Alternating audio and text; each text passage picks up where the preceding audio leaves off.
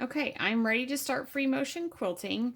I have switched my foot. This is like an echo quilting foot, and I'm going to try this one to do some swirls. I got this one for Christmas, so I'm kind of going to just try it out and play with it a little bit. I do have a little scrap piece here that I'm going to check my stitches before I just jump right into my project. I did put down this white Teflon slider. I do like this a little bit better for free motion quilting. Seems to be a little slipperier, and the fabric just glides along it a little bit better. So to begin, I'm going to pull up my threads here. Okay, and then for free motion, I'm going to drop my feed dogs, set my stitch length to 0 as recommended in the manual. And now my fabric just glides real easily underneath there. The foot is setting on top of it, but I'm able to move it pretty freely. So we're going to just check that and see if that's going to be okay. And I know it's going to be hard to see on here. Okay, and I'm going to take a little peek at the back side. I feel like it could be down a little bit more on top of the quilt sandwich a little bit more, so I can adjust the pressure that the machine puts down, or this particular foot has a screw on it as well that I can make adjustments. So we'll do a little bit of both. And I just want it to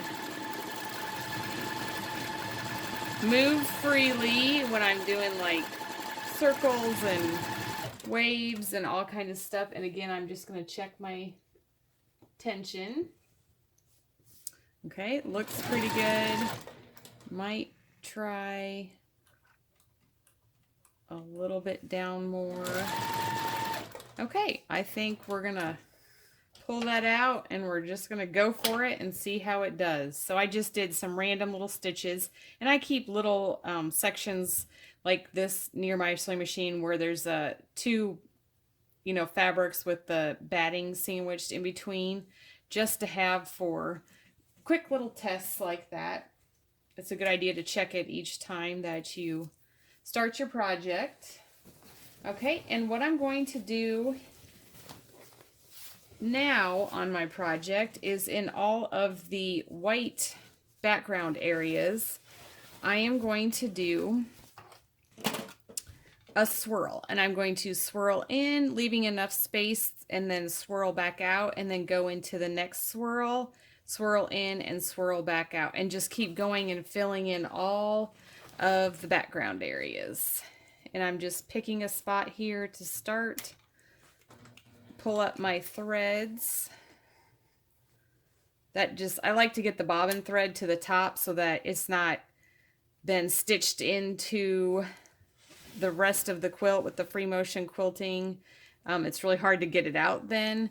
And also it doesn't nest or anything. I know that I'm going to have a nice finish on my back there. So this quilt is, it's not huge, but it's a little bit bigger, but I can still manage it just by folding and crunching, and I don't have anything holding it. I've just got my regular sew table, and so we're gonna give it a go and see how it does. I also like to wear gloves, so I'm gonna go ahead and get those on. And my thread keeps getting tangled up there. Okay, and I'm going to do a few stitches in place just to kind of lock it in, and then start into a swirl.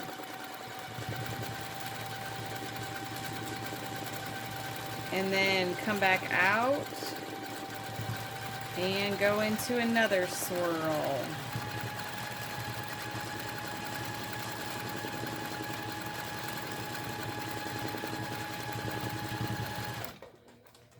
Okay, and then I'm just going to take a little check of it here. It looks pretty good. My stitch length looks pretty good.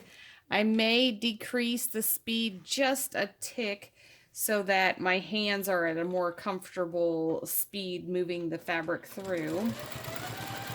And I'm just going to keep going round in circles. and then coming back out.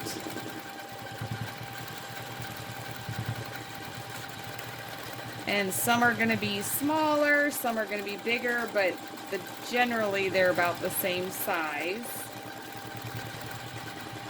And I can travel back around.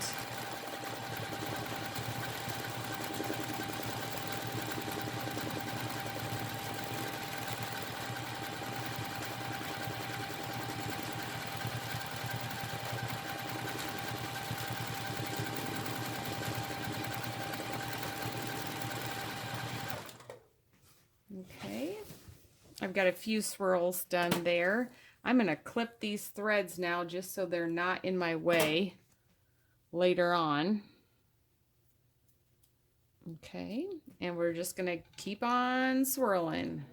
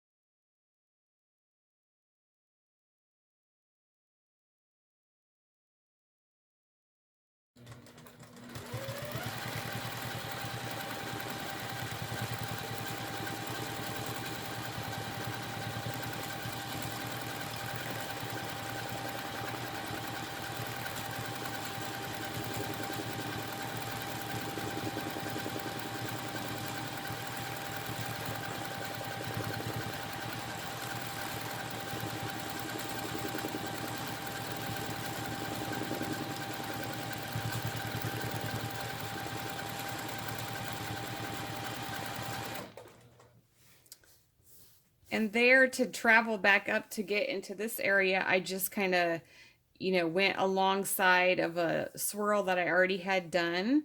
Just kind of echoed right next to it. And then I'm going to go into this area and just keep doing more circles.